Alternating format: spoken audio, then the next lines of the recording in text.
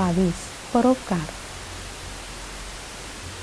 गोपबंधू यांचा जन्म ओडिसा येथील पुरी जिल्ह्यातील सुआंदो गावात 9 ऑगस्ट 1877 रोजी झाला. स्थानिक विद्यालयात प्राथमिक शिक्षण घेतल्यानंतर 1893 मध्ये त्याने पुढील शिक्षण घेण्यासाठी मूर्ती येथील जिल्हा प्रशासनाच्या शाळेत प्रवेश घेतला. शिक्षण घेत असतानाच त्यांनी गरीब, असहाय्य आणि रुग्णांची सेवा करण्यासाठी पुरी समिती नावाची एक संस्था स्थापन केली होती. त्यानंतर कटक येथील रेवणशा विद्यालयात प्रवेश घेऊन त्यांनी सामाजिक, आर्थिक आणि राजनैतिक पातळीवरील निर्माण होणाऱ्या समस्यांचे निराकरण करण्यासाठी कर्तव्यबोधिनी समिती नावाची आणखी एक संस्था स्थापन केली होती. जेव्हा ते BAचे शिक्षण घेत होते तेव्हा ओडिसाच्या समुद्र किनाऱ्यावरील भागात आलेल्या पुरात सापडलेल्या लोकांच्या कष्टाने त्यांचे मन दुःखी झाले. गावात आजारी पडलेल्या स्वतःच्या मुलाकडे न जाता ते पूरग्रस्तांची सेवा करण्यासाठी गेले.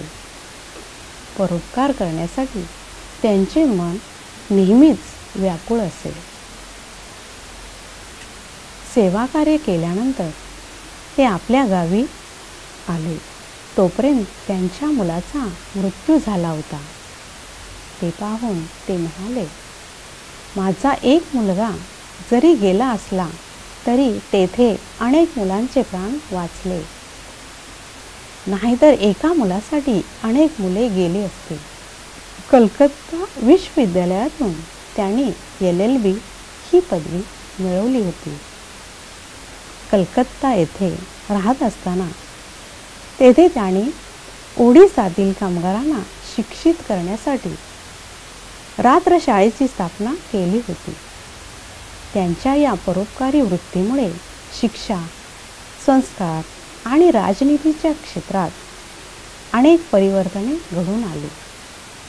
त्यांच्या गुणामुळे आणि कर्तव्यपरायणतेमुळे त्यांना उत्कलमणी ही उपाधी प्रदान करण्यात आली.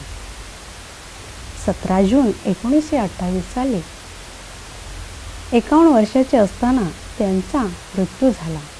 म्हणूनच म्हटले जाते, परोपकाराय पुण्याय पापाय परपीडन.